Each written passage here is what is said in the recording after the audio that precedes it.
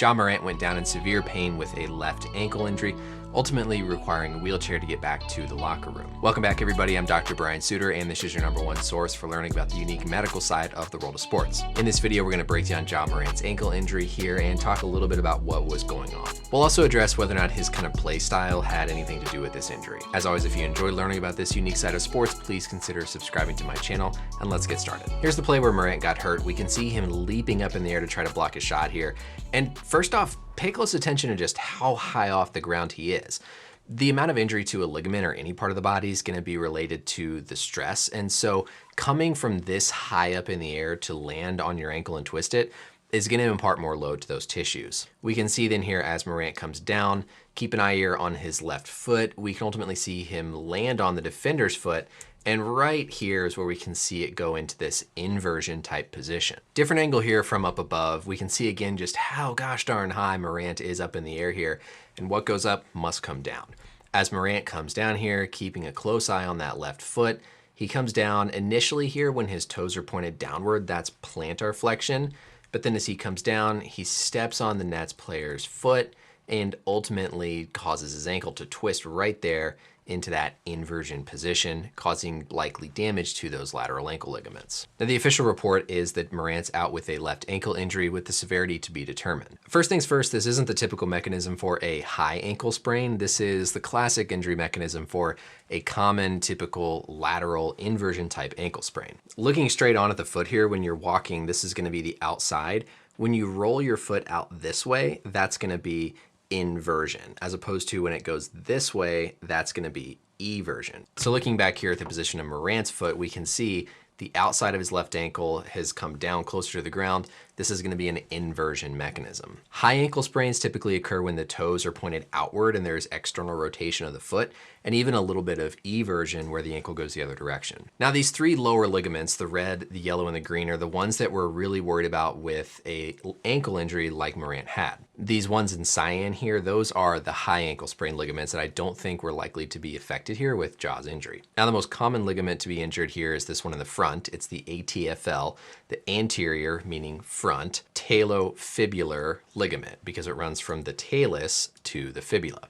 As we work our way around, the CFL is second most common between the calcaneus and the fibula, and then all the way in the back, the PTFL, pretty rare to have this one injured, usually need a pretty severe injury. So when the ankle goes into inversion here, basically you get pulling of these ligaments as that heel swings down and inward. That ATFL is also most commonly injured when someone's foot is pointed downward, meaning it's plantar flexed, and then they roll it. And here we can see that happens with Ja. His foot's pointed downward as he makes contact and then goes into that inversion type of pattern. So most likely here, the ligament involved for a typical ankle sprain would be that ATFL. Now, you can also have fractures depending on the severity of the ankle sprain, and so that's to be determined with Ja.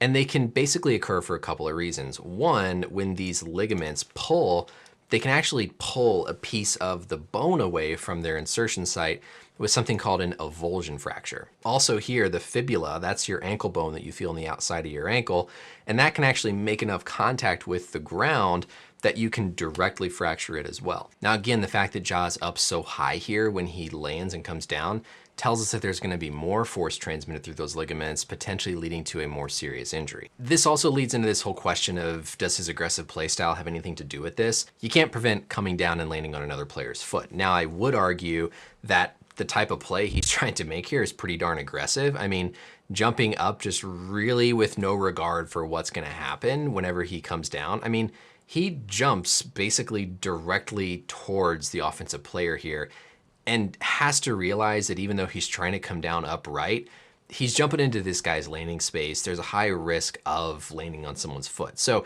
no, his kind of acrobatic high flying dunks, I don't think that kind of play style should be criticized here, but you know, this is a very aggressive play. I mean, he's trying to leap as high as he can, as aggressive as he can, and you got to give him credit for that, but with that high risk comes potential for these types of things. Finally, the whole going off the court in a wheelchair thing, I know it sounds much more dramatic, but really it's just the most efficient way to get a guy back to the locker room. There's no point in him trying to limp on just one leg. Get him in the wheelchair, push him back. I'm glad to see NBA teams are doing this. Absence really depends on how severe the injury is. If we pretend that this is the ligament, a grade 1 injury is going to be very mild with just microscopic tearing of those ligament fibers where it's really hard to appreciate there's an injury.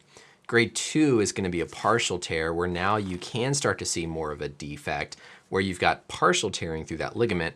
And then grade 3 is gonna be a complete tear of those ligaments and certainly take much more time to heal. So expect him to get x-rays and MRI to see the severity of damage to the injury, and then we'll have a better sense of his return to play. I'm a Ja fan. I've got his jersey. I love watching him play.